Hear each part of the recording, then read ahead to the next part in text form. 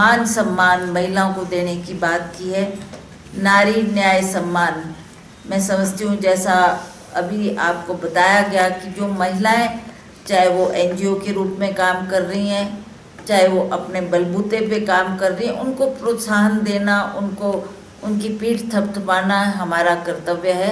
और हमें खुशी होती कि एक समय में हमने वो महिलाएं देखी जिनमें बहुत हुनर होते हुए भी आगे नहीं बढ़ पाती थी।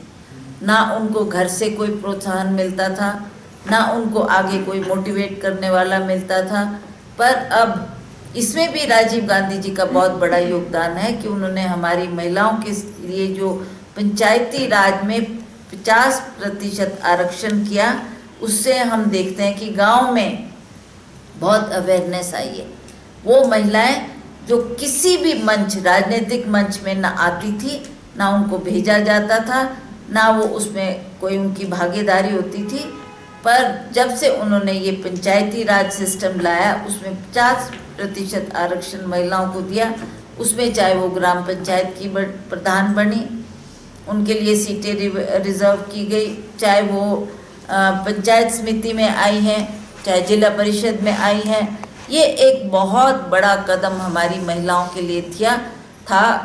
राजीव गांधी जी की सोच थी और उन्होंने ये कदम उठाया। और मैं समझती हूँ कि आज भी हम इस बात को याद रखते हैं कि आज भी हमारी स्थिति वही होती, हम वहीं 4 दीवारी तक सीमित होती, चाहे हम पढ़ी लिखी थी, चाहे गांव में शहर में रहने वाली महिला थी। कोई ऐसा व्यक्ति नहीं था जो हमारे को आगे हाथ थाम कर आगे लाता और कहता आप भी सक्षम हैं, आप भी पढ़ी लिखी, आप भी समाज के लिए कुछ करें। ये राजीव जी थी जिनकी सोच ऐसी थी और उन्होंने ये जो आरक्षण लाया, उसकी वजह से मैं देखती हूँ गाँव में बहुत बदलाव आया, बहुत बदलाव। अब तो वो समय आ गया है जब गांव में आप मीटिंग्स एड्रेस करने जाओ तो उसमें महिलाओं की भागीदारी पुरुषों से ज़्यादा है। मैं तो बल्कि इतना भी कह सकती हूँ उसमें 80% महिलाएं होती हैं और 30% पुरुष होते हैं। ये एक बहुत बड़ा योगदान है और इससे हमारी महिलाएं आगे बढ़कर समाज के लिए अच्छा काम कर सकती। मैं तो ये बात दावे के साथ कह सकती हूँ कि महिला में जो एक निष्ठा, ईमानदारी, काम करने की लगन जो है, उसको आगे बढ़ाने के लिए एक बहुत ही सराहनीय कदम था और महिलाओं ने इसमें बढ़ चढ़ के भाग लिया। और जैसा आप देख रहे हैं कि कई महिलाएं, अब तो वो ज़माना आ गया जब महिलाएं पढ़ी लिखी है।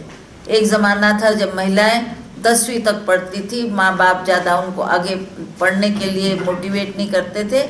अब वो वक्त आया है जब लड़कियां हर क्षेत्र में, चाहे वो हमारा कोई भी क्षेत्र हो, आईएएस ऑफिसर बनना हो, आईपीएस बनना हो, डॉक्टर बनना हो, साइंटिस्ट बनना हो, इंजीनियर बनना हो, उसमें महिलाएं लड़कों से ज़्यादा बेहतर, लड़कियां हमारी बेहतर काम कर रही।